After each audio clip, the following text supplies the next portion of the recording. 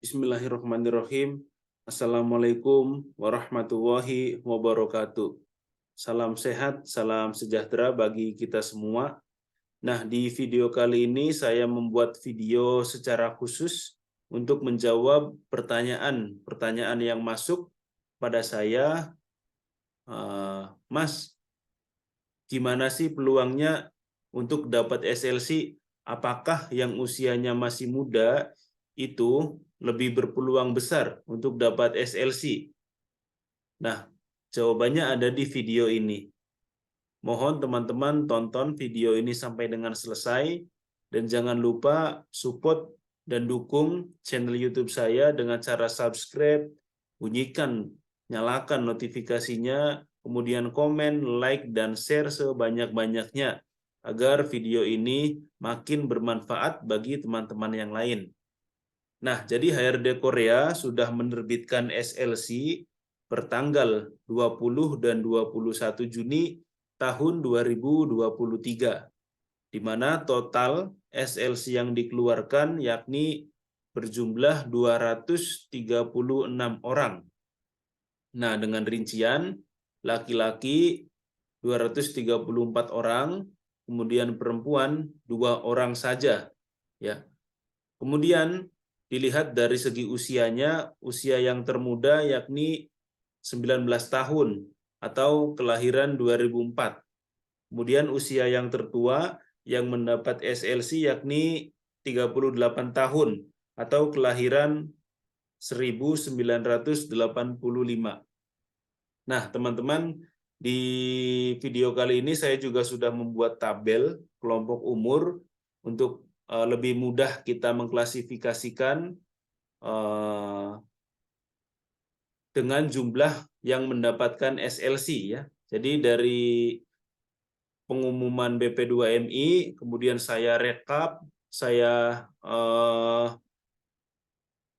cari tahu lagi, edit data lagi, ternyata ya segini jumlahnya, ya, dan saya harus sampaikan gitu.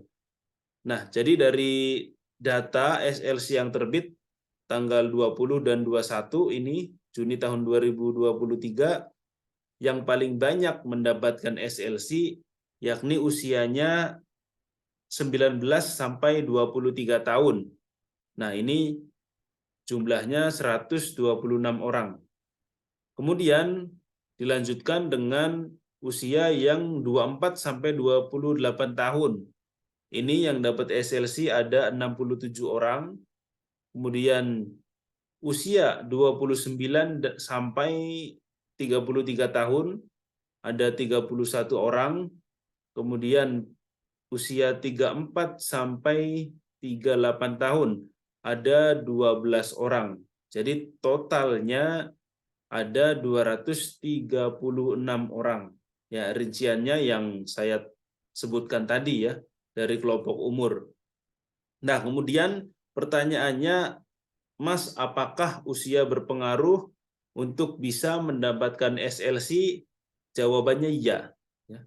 Kalau saya lihat dari SLC yang terbit hari ini, ya, maka bisa disimpulkan bahwa memang Sajang atau bos di Korea ini lebih memilih dan suka usia yang lebih muda, ya, yang lebih muda.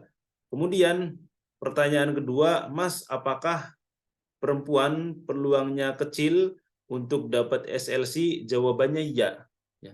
Karena dari 236 orang hanya 2 orang saja perempuan yang bisa mendapatkan SLC. Nah, peluangnya sedikit bukan berarti tidak. Begitu juga dari kelompok umur.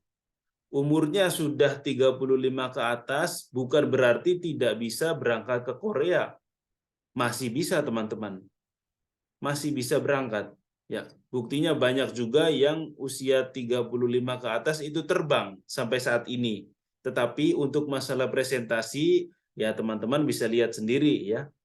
Lebih banyak yang muda-muda gitu, yang mendapat SLC cepat gitu. Nah, kemudian untuk perempuan pun sama. Bukan berarti perempuan tidak bisa terbang.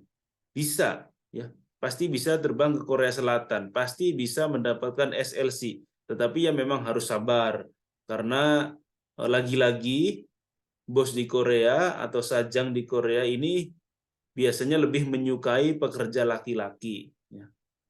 Itu faktanya yang harus kita terima, ya. Tapi bukan berarti peluangnya tipis, itu bukan berarti tidak ada kesempatan, tetapi memang harus bersabar dan harus banyak-banyak berdoa. Karena bos di Korea Selatan atau sajang di Korea Selatan itu memilih pekerja itu tidak bisa diintervensi gitu. Ada kriteria tersendiri untuk memilih bagaimana yang cocok untuk bekerja di perusahaannya. Nah, kemudian saya juga sudah membuat kesimpulan ya. Jadi kesimpulannya sebagai berikut.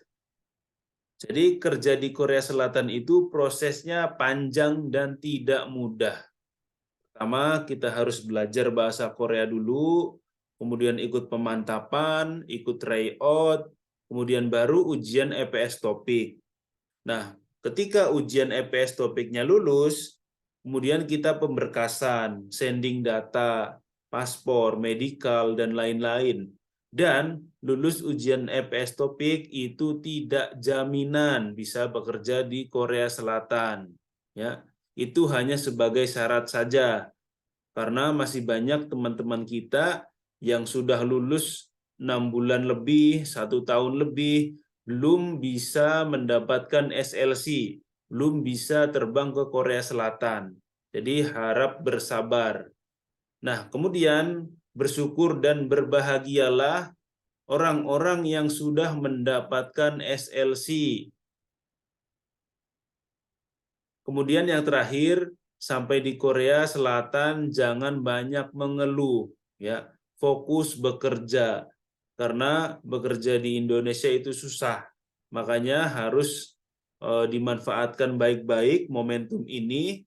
Ada panggilan atau kontrak kerja di Korea Selatan, ya harus dimanfaatkan dengan baik.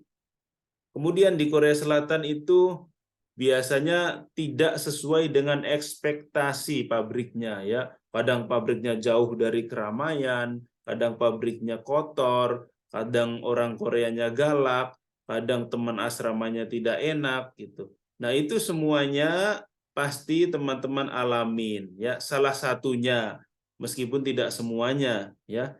Jadi di Korea Selatan sekali lagi pesan saya, jangan banyak mengeluh, tetapi di sana fokus bekerja, kerja sungguh-sungguh, kerja yang benar, cari uang yang banyak. Nah, baru ya, ketika uangnya sudah banyak, pulang ke Indonesia ya. Jadi sampai Korea Selatan, pesan saya sekali lagi, yang sudah mendapatkan SLC, yang mau terbang di Korea, jangan banyak mengeluh. Ya, syukuri saja ya. Karena banyak teman-teman semua yang masih di Indonesia berharap bisa dapat SLC dan terbang ke Korea Selatan. Makanya yang baru-baru ini, kecuali ex-Korea ya, kalau ex-Korea memang sudah paham dengan tempo kerja di sana. Nanti yang baru-baru nih, jangan kaget. Kalau misalkan orang Korea suka ngomel-ngomel, atau misalkan orang Korea suruh kita kerjanya cepat-cepat selesai. Karena memang budaya kerja di Korea itu seperti itu. Harus cepat, harus disiplin, harus punya loyalitas yang tinggi, dan harus punya semangat juang yang tinggi dalam bekerja. Nah, mungkin itu saja video dari saya. Semoga bermanfaat untuk kita semua. Dan sekali lagi, jangan lupa dukung channel YouTube saya dengan cara subscribe, bunyikan, nyalakan notifikasinya, kemudian like, komen, dan share. Semoga bisa lebih bermanfaat lagi. Terima kasih. Itu saja video dari saya. Assalamualaikum warahmatullahi wabarakatuh.